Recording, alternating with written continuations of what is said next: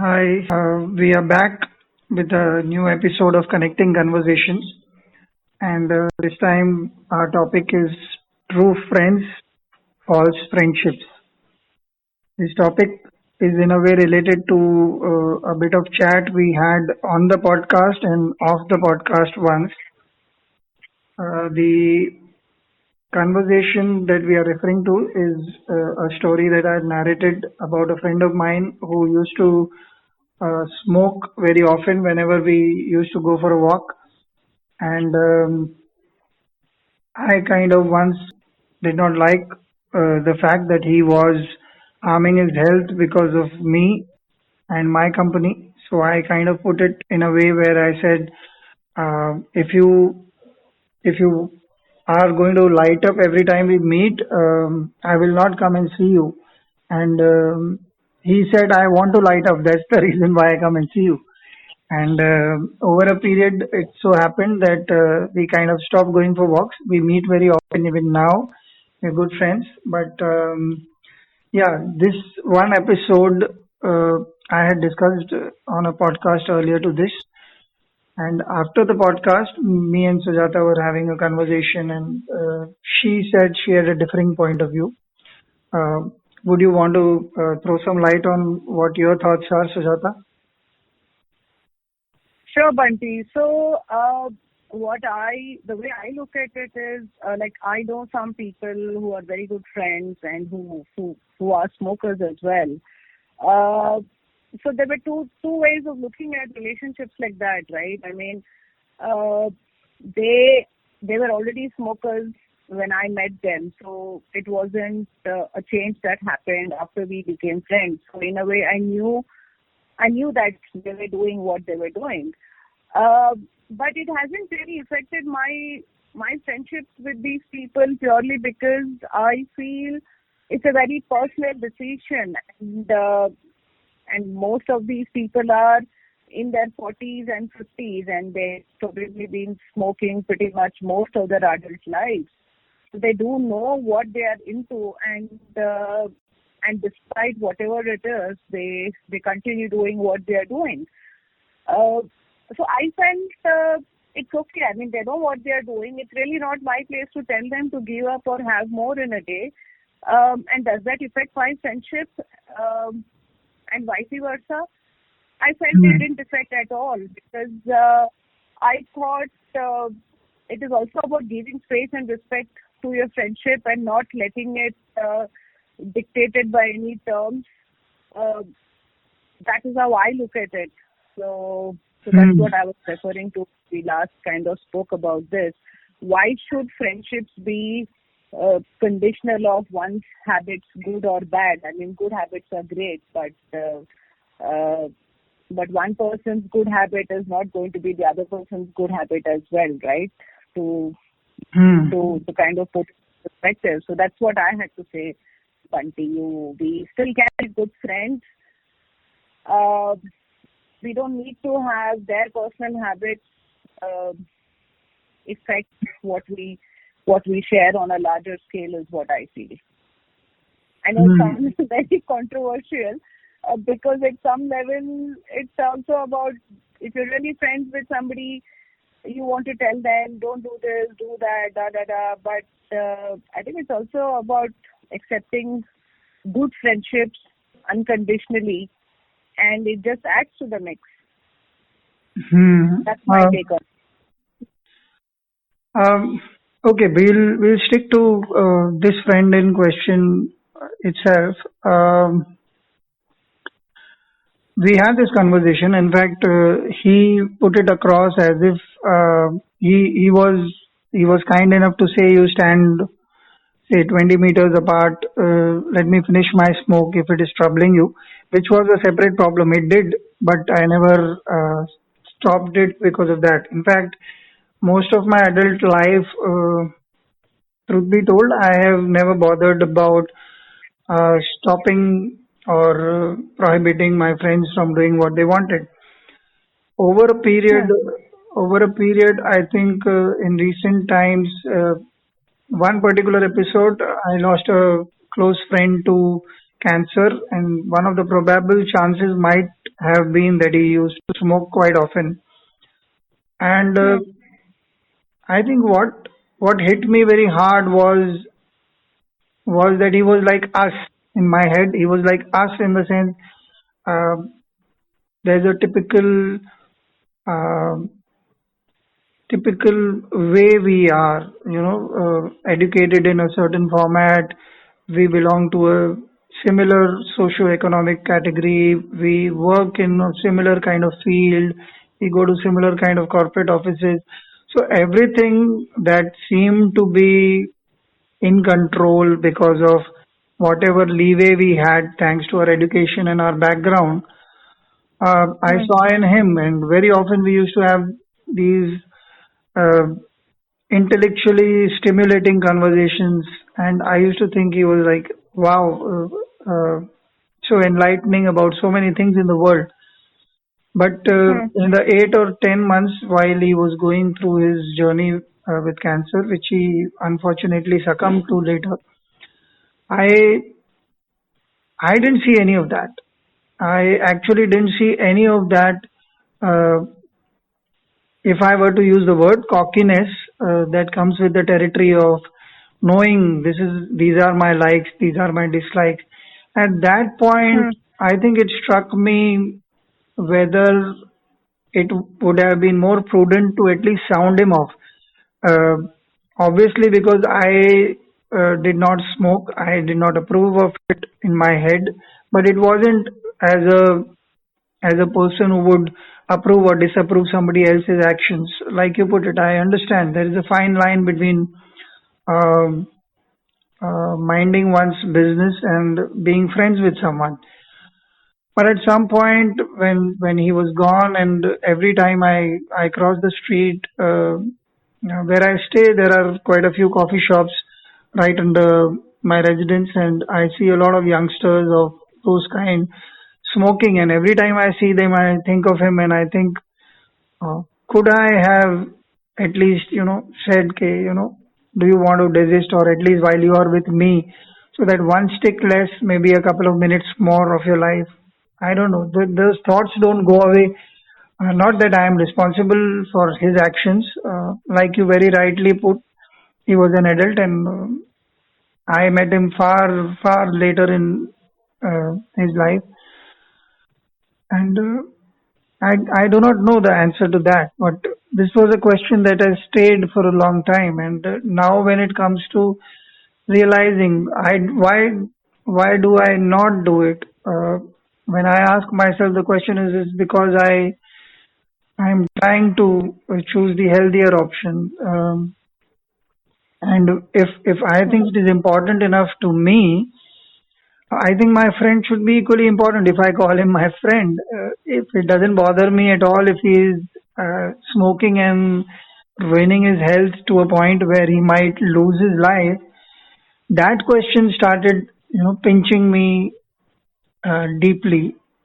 Is it a point to make at some point saying, okay, we are friends, and I think at least I will not support you. I cannot stop you from doing something that you want, but when we are around, like this other friend who's touchwood, thankfully he's still around, uh, and he comes and talks very often. We meet, but he doesn't smoke whenever we meet. So it's like an unsaid thing between us, and we spend quite a bit of time. And when he wants to smoke, if at all, he will not call me during that time. So I think Hmm. it it kind of works for me in the sense that at least I have realized that at some point I am not contributing to his quote unquote downfall. That's how I look at it at this point.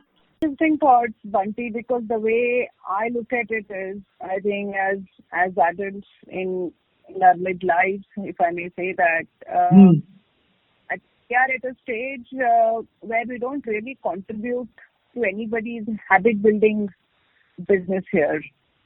Uh, and I personally feel the minute you say, okay, we are going to spend an evening, but you're not going to drink or smoke or do something that the person has to do, I feel you end up putting a condition in that relationship and that friendship. So So on a scale of say 1 to 100, you have a very good equation with this person. There is a lot of common grounds, etc. But the only sticking point is that he or she has a habit that you don't approve of. The other way to look at it is maybe you on the other end may have a habit which is not necessarily a substance related thing, which they may not approve of, but they are fine for you to do what you do. It is just that they may not be vocal about it. Because at some level I also feel no friendship is going to be perfect, right? It is going to have its ups and downs. People will fall out. They will come back together. And we keep going through this journey in each other's lives in our own ways. That is how I look at it. While you were speaking, I was trying to look within and contemplate on the point that you made. Okay, a very interesting point came in my head. 2 points actually different. One point is how do I view my own journey at this point, like you called it midlife for us, and how do I view my journey? How do I look at my future journey at this juncture of my life? What is it that I'm trying to do with my own self? This is point number one that struck me. The other point that struck me is once those points are clearer in my head, what is my journey about to me? At that point, I start figuring out what is friendship to me. So, on one hand, friendship could be just a habit that I've been habituated to a certain group of friends or a couple of very close friends for 20, 30, 40 years sometimes. On the other hand, friendship is sharing common likes and dislikes at some point perhaps. And when I am looking at a point where one wants to retain one's good health into what will be perhaps the last stage of our lives in say 10 years from now, 15 years from now, depending upon if we are going to live up to 60 or 70. I am quite petrified of the fact that a lot of our people in our generation whom I have lost to at different points to either disease or they are undergoing bad health for certain reasons, I realize that not all our habits are going to support us. So while we may all have habits which are not being enjoyed by the other person, my question actually pertains to a deeper thing. Is it going to have repercussions which are far more deeper to that person? And is it, while it is not my duty to lay down rules for anybody else's life, obviously that cannot happen in today's world and it should not perhaps. But to me, a good friend should be perhaps a friend who would stop the other person from going down a track which will be harmful. And I would, to answer your question, I would want the other person to do the same with me in case I have a habit that might lead to that. It may not necessarily be substance abuse. It could be anything else. It could be anything else. It could be a simple habit like lying on the phone, not being available or being late every now and then. If it is going to really affect my relationships with others or if it is going to affect my life in a profound manner, or even if not in a profound manner, I would think a good friendship should have the ability to hold differing points of view and adjust around it. You don't need to fight and keep on saying like this friend and me are still very good friends. If he ever has a problem or if I ever need anything, we stay in separate areas now. So we call each other without having to bother about this one bit of contention that we have. And we don't even look at it. I don't think, I haven't got the vibe from him that he looks at it as a contentious issue. For a couple of days, yes, of course, he minded that I was telling him, he said, so you mean that I should quit? I said, if you were to ask me, yes, I would say that. But you're not asking me. But at least while I am around, I would prefer that you do not smoke. So, which is something which is also my territory. If I if I were to look at, it didn't strike me like that, of course. But I do not enjoy smoke in my face. I have suffered many times because of this. And while growing up, obviously, I think every second friend of mine used to smoke, and I have loved drinking tea. And at most tea stalls, every second person is smoking. So I think there's something that one cannot control. But yeah, these are some points that are coming to me. I have a question for you. If um, if you understand that a rational decision that you're not taking for yourself is because of a certain reason, you don't think that point is important enough to be brought up with a friend, uh, even if you have to do it strictly. But okay, let strictly part be the second point. First point, don't you think you should bring that up and say, look, you're really going down a track which might harm you quite badly. Um, so Bunty, I just have a point to make in your previous Hmm. discussion we had about you guys having the contention. In my mind, I think you think you have a contention. Your friend is fine with it, but you have it in your mind that you don't want him to smoke when you guys meet, Hmm. and he is respecting your decision. So I think he doesn't have any contention. You have it in your mind, and he's just being respectful about what you don't want him to do. Which is fine. But yeah, okay, Yeah. that is fine. No. I'm saying the contention comes not from my likes and dislikes. It comes about Hmm. the area of concern. Huh? If I'm concerned about you not losing your life like I lost another friend, I'm willing to sit down and talk over it, if at all he has a point of view. But if the point starts with, look, whatever you're going to say, I'm going to have a smoke, which is what it was with my friend. So I thought, the best thing is I will not contribute to something what I would not do for myself, to not to harm myself. I will also try and for that wee bit contribute to our friendship by being the bad guy. Okay, you don't smoke while I'm around, so there are times when he has to let go of his smoke, and it has happened couple of times. And he's always said this: since you are around, I am letting go of my smoke, but it's all right. What I want to talk is far more important.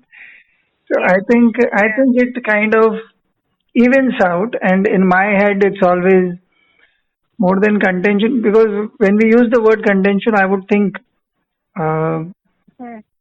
on the superficial aspect, yes, it is a condition that I am laying down. But on the Yes. in my heart, when I look at the intent is not about, because I don't go around telling every smoker on the road, please don't smoke, because I cannot. Obviously, they don't mean anything to me. And if they were to ask me, certainly I would tell them why it is not good to smoke. But I would not. I don't go around thinking like that. So it's not a Hmm. fiefdom in my head that I am going to decide who will do what. I think it's more about concern. It's more about that.